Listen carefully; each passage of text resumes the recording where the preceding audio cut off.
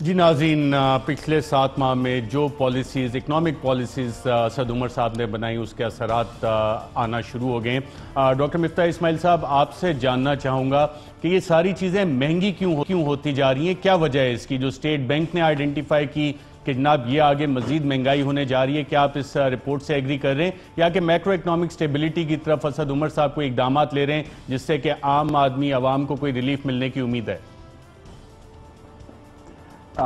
شکریہ اشرف صاحب۔ میرا خیال ہے کہ آگے چل کر مہنگائی بڑھے گی، جس طرح بدستور بڑھی ہے۔ 7% تھا، پھر فروری میں 8% ہوا، مارچ میں 9% ہو گیا، اور اب کیونکہ آج ڈیزل اور پیٹرول کی قیمت بھی بڑھی ہے اور روپیہ بھی آپ کو پتہ ہے بدستور پچھلے 10-12 دنوں سے روز 98 روپیہ 4 آنے پیچھے جا رہا ہے، تو خدشہ یہ ہے کہ افسوس کے ساتھ کہ یہ کہنا ہے کہ اپریل کے اندر مہنگائی کے اندر اور اضافہ آئے گا۔ اس کی بڑی وجہ ایک تو یہ ہے کہ ڈالر کو بہت تیزی سے حکومت نے ڈی ویلیو کرا۔ جب آپ ڈی ویلیو کرتے ہیں تو ٹھیک ہے، آپ کا ایکسپورٹ بڑھانے کا ارادہ ہوتا ہے، امپورٹ کم کرنے کا ارادہ ہوتا ہے، لیکن وہ فوراً نہیں ہوتا۔ تو ہماری کوشش تھی کہ ہم 2 مرتبہ کرا 3 مہینے کے فرق سے۔ یہ بھی اگر اسی طرح آہستہ چل رہے ہوتے 125 تک جاتے جہاں پہ IMF سے بات ہوئی تھی ہماری، تو ٹھیک تھا، لیکن یہ کچھ پتہ نہیں اپنا کوئی ہوم گرون کوئی سلوشن انہوں نے نکالا تھا جس کے تحت وہ 145 کو 140-42 کو تجاوز کر گئے۔ تو ایک یہ وجہ ہے۔ دوسرا یہ کہ انہوں نے اسٹیٹ بینک سے بہت بوروئنگ کری ہے۔ اسٹیٹ بینک سے بوروئنگ کا مطلب ہوتا ہے کہ اسٹیٹ بینک آپ کو پیسے چھاپ کے دیتا ہے، تو منی سپلائی بڑھ جاتی ہے، اور جب پیسے زیادہ ہو جاتے ہیں اور اشیاء کم ہو جاتی ہیں تو پھر اشیاء کی قیمتوں میں اضافہ آ جاتا ہے۔ تو یہ منی سپلائی کو انہوں نے بڑھایا ہے اور ڈومیسٹک ایسٹس بڑھائے ہیں اور پیسے زیادہ چھاپے ہیں۔ تو یہ پیسے چھاپنے کی پالیسی اور ڈالر کو ڈی ویلیو، روپے کو ڈی ویلیو کرنے کی پالیسی، 2 کا نتیجہ ہے کہ ادھر مہنگائی آ گئی ہے۔ پھر کچھ ریگولیٹوری چیزیں ہیں جیسے دوائیوں کی، ادویات کی قیمتوں میں جو بڑھائی ہوئی ہے، دوسری چیزوں میں تو وہ کچھ ریگولیٹوری پالیسیز ہوتی ہیں۔ پھر جو گیس کی قیمتیں انہوں نے بہت زیادہ بڑھا دی، بجلی کی قیمت بڑھا دی۔ ڈاکٹر مفتاح اسماعیل صاحب، جو اسٹیٹ بینک آف پاکستان نے جن خدشات کی نشاندہی کی ہے، جن ایشوز کی نشاندہی کی ہے، کیا وہ خطرے کی گھنٹی صحیح معاملات پہ بجائی ہے اسٹیٹ بینک آف پاکستان نے؟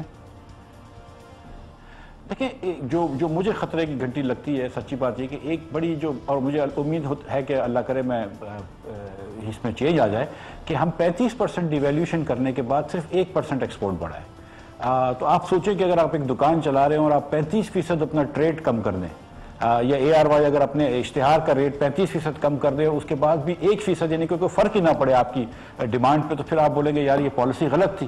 تو یہ مجھے ایک سمجھ میں نہیں آ رہا کہ اتنی ڈیویلیوشن کے بعد ایکسپورٹ اتنا کم کیوں بڑھا۔ اس کی وجہ یہ ہے کہ گیس اور بجلی کی پرائسز انہوں نے اتنی تیزی سے بڑھا دی، اور میں اب آپ کو بڑے وثوق سے کہہ سکتا ہوں کہ گیس کی پرائس بڑھانے کی کوئی ضرورت نہیں تھی۔ وہ کمپنیاں کوئی نقصان نہیں کر رہی تھی۔ لاسٹ ان کا جو 16-17 کا سال تھا، اچھا، پوری قوم کو یہ بتایا گیا مفتاح اسماعیل صاحب کہ آپ کی حکومت نے پچھلے 5 سال یہ نہیں بڑھائی، اس لیے وہ کمپنی لاسز میں تھیں، تو اس لیے اس حکومت کو یہ بڑھانی پڑی ہے۔ وزیر اعظم بھی کہہ چکے ہیں، وزیر خزانہ بھی یہی آرگومنٹ دیتے ہیں۔ بھائی وہ کہتے ہیں نا کہ گدھے کو جتنی مرتبہ بھی ہار پہنا وہ گھوڑا نہیں ہو سکتا، اسی طرح جتنی مرتبہ بھی آپ جھوٹ بات کہیں وہ ہے نہیں۔ 2016 آپ نے کیوں نہیں بڑھائی تھی قیمتیں، اور کیا واقعی یہ وجہ ہے کہ آپ نے نہیں بڑھائی تو یہ بڑھانا ضروری تھا؟ یہ دونوں گیس کمپنی کیا واقعی اتنے خسارے میں تھیں؟ دیکھیے، ہم نے قیمتیں بڑھائی تھی، ہم نے انڈسٹری کی قیمت بھی بڑھائی تھی، کمرشل ریٹ بھی بڑھائے تھے۔ جو سب سے غریب کا جو ہوتے ہیں، جو طبقہ ہوتا ہے کنزیومرز کا، جس کے 200 روپے تک کا جس کی یونٹ تھی، وہ پرائس نہیں بڑھائی تھی۔ اور اس کے بعد 1.5 سال پہلے ہم نے ایکچولی اس کی پرائس کم کر دی تھی IPPs کی۔ اس کی وجہ یہ تھی کہ اگر وہ پرائس نہیں کم کرتے تو SSGC کو، سوئی سدن والی کو اتنا نفع ہو جاتا کہ ان کو ایکسس پروفٹ ہو جاتا، اور ان کو پروفٹ دینا پڑتا یہ GDS کے اندر، جو صوبوں کو ایک دینا پڑتے پیسے، جس کا کوئی مقصد نہیں تھا۔ ابھی بھی یہ کیا کر رہے ہیں کہ کمپنیز اتنے پروفٹ میں آ جائیں گی، کمپنیز کا کیش فلو اتنا بڑھ جائے گا کہ آپ دیکھیں گا UFG بڑھتا رہے گا، کمپنیز بالکل فکر نہیں کریں گی، گاڑیاں آ جائیں گی، بہت ساری چیز ہو جائے گی، اور GDS کے اکاؤنٹس بڑھ جائیں گے۔ کوئی ضرورت نہیں تھی، میں آپ کو بتا رہا ہوں، پرائس بڑھانے کی۔ اور اب بھی ایمان سے اگر آپ شاید عباسی صاحب کو بٹھا لیں 2 گھنٹے کے لیے، یا مجھے 4 گھنٹے لگیں گے، ہم آپ کو ابھی بھی حساب کر کے بتا دیں گے کہ یہ پیسے بنانے کی ضرورت نہیں تھی، سیریسلی ضرورت نہیں تھی۔ یہ 1-2 لوگ ہیں ابھی بھی منسٹری کے اندر جن کو، حسن کو اور دوسرے لوگوں کو یہ کام آتا ہے۔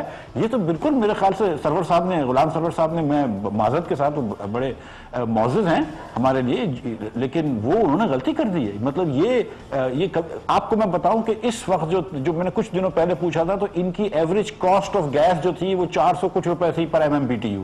یعنی کہ 400 روپے کی قیمت خرید تھی، آپ انڈسٹری کو 780 کی بیچ رہے ہیں، سائنس مہنگے ترین صارفین کے لیے آپ 1400-1200 روپے کی بیچ رہے ہیں، تو زیادتی ہے۔